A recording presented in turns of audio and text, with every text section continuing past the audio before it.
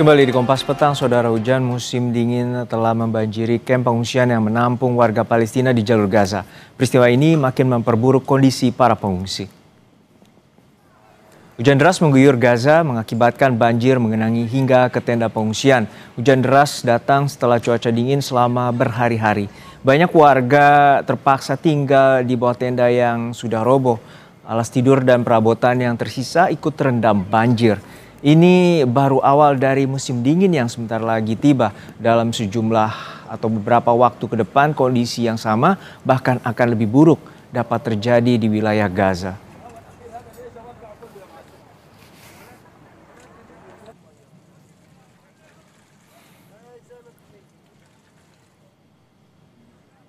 Di sisi lain, kini PBB menyetujui dan mendukung Dewan Keamanan PBB atas rencana perdamaian Amerika Serikat untuk Gaza. Dewan Keamanan Perserikatan Bangsa-Bangsa atau Dewan Keamanan PBB pada 17 November menyetujui resolusi penting yang memberi mandat internasional bagi pembentukan Board of Peace dan pengerahan International Stabilization Force di jalur Gaza. Beberapa elemen utama dari resolusi mencakup lucutan senjata Hamas, pembentukan pemerintahan teknokrat transisi, dan pengerahan pasukan penjaga perdamaian internasional di bawah komando terpadu.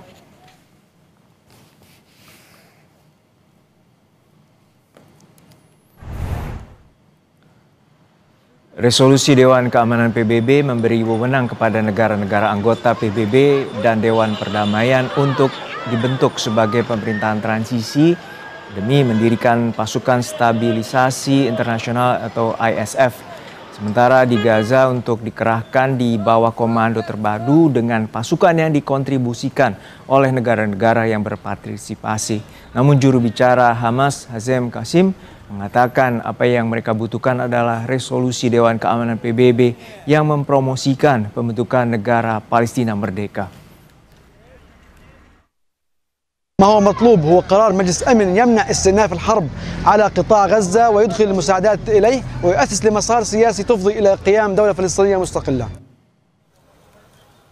Sementara itu, menanggapi rencana Presiden Prabowo yang akan mengirimkan 20.000 personel pasukan perdamaian ke Gaza, TNI Angkatan Laut mengaku telah mempersiapkan personel untuk diberangkatkan dalam misi perdamaian ke Gaza, Palestina. Wakil Kepala Staf Angkatan Laut Laksamana Madya Erwin Aldeharma menyebutkan seleksi personel di Angkatan Laut untuk misi perdamaian telah dilakukan, juga termasuk kesiapan alutsista. Wakasal bilang pengiriman pasukan ke jalur Gaza hanya menunggu waktu dan perintah dari Presiden Prabowo Subianto. Sesuai dengan arahan dari pimpinan bahwa seluruh jajaran TNI saat ini mempersiapkan diri untuk bisa turut mensukseskan kebijakan pemerintah tersebut. Untuk jumlahnya saya belum tahu pasti, mungkin rekan-rekan wartawan malah sudah lebih tahu. Tapi yang jelas untuk kekuatan dari Korps Marinir sendiri adalah batalion-batalion yang mungkin akan disiapkan, salah satu atau antara lain adalah ZENI, kemudian kesehatan, kemudian juga untuk kebutuhan-kebutuhan logistik lainnya juga kita akan selalu persiapkan. Proses seleksi sudah berjalan, saat ini kita sudah mengumpulkan nama-nama, untuk selanjutnya nanti akan kita menyesuaikan dengan kebijakan dari pemerintah, apa saja yang harus kita siapkan, baru kita akan lebih detailkan lagi persiapan-persiapan selanjutnya. Kita akan membahas resolusi Dewan Keamanan PBB soal pasukan perdamaian di Gaza, Palestina bersama praktisi hubungan internasional sekaligus pendiri Synergy Policies, Dina Prapto Raharja. Selamat petang, Mbak Dina. Sehat-sehat selalu. Selamat petang, Mas Juno. Ya, Mbak Dina, kita lihat bahwa resolusi Dewan Keamanan PBB mengajukan pembentukan pemerintahan transisi atau Board of Peace dan kemudian juga pasukan internasional yang akan beroperasi di Gaza hingga maksimum 31 Desember 2027. Anda melihatnya seperti apa dan Indonesia juga akan berkomitmen untuk mengirimkan pasukan dan personel ke Gaza? Pertama, saya apresiasi bahwa Kompas TV memilih untuk memberi sorotan khusus pada resolusi Dewan Keamanan PBB yang baru keluar kemarin ya. Karena menurut saya terlalu bising kalau kita langsung bicara sudah siap, kita pasukan, kemudian kemarin Marinir, kemudian sebelumnya juga ada Brimob dari kepolisian ya, mengatakan juga menyiapkan pasukan.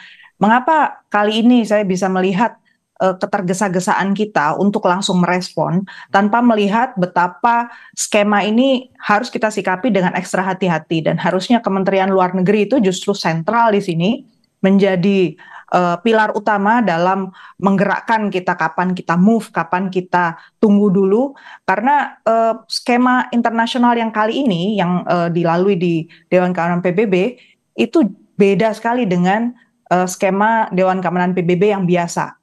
Pertama, faktor nama Trump ada di sana. Di mana-mana dalam resolusi Dewan Keamanan PBB itu biasanya kita mencantumkannya negara. Jadi di sini nampak betul bahwa ini adalah Trump-centric gitu ya. Satu pendekatan yang sangat digerakkan oleh individu. Very, very unusual, sangat-sangat tidak biasa. Kenapa itu jadi satu risiko penting yang harus kita catat? Karena sebenarnya kalau kita lihat skema perdamaian pada umumnya, di situ harus dijelaskan juga mekanismenya dia berhadapan dengan pihak-pihak yang mau didamaikan itu seperti apa. Di sini justru tidak ada kejelasan posisi International Stabilization Force vis-a-vis atau berhadapan dengan Israel. Ini dan seperti tanggapan atau respons abstainnya Cina bahwa belum adanya kerangka acuan, belum adanya mekanisme pengawasan, dan seperti itu yang akhirnya menjadi argumentasi Cina absen di resolusi Dewan Keamanan PBB. Begitu Mbak Dina juga. Itu bisa dimengerti kan, karena memang baik Israel maupun Hamas dan Palestina itu nggak ada justru di gambar ini. Posisi mereka sebenarnya seperti apa? Bahkan tidak, kalau kita, karena kita peduli terhadap Palestina, harusnya kita bisa membaca dengan jelas posisi Board of Peace ini ada sejajar dengan Palestinian Authority, atau Palestinian Authority adanya di bawah sehingga bisa diperintah. Kemudian mengingat bahwa di ketentuan soal Israel Palestina ini kan sebenarnya bukan baru sekali ini ya. Bertahun-tahun kita selalu punya resolusi tentang Palestina, tapi resolusi yang kali ini tidak merujuk satupun terhadap apa yang sudah dilahirkan sebelumnya, dan itu terkait misalnya status bahwa telah terjadi genosida, telah terjadi violence terhadap ini, kemudian penjajahan terhadap wilayah Palestina, itu nggak dikutip sama sekali.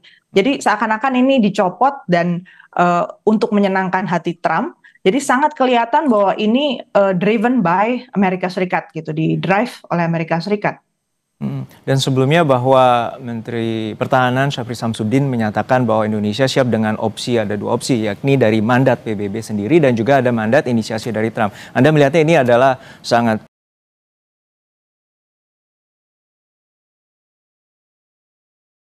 Trump-sentris? Sangat Trump-sentris.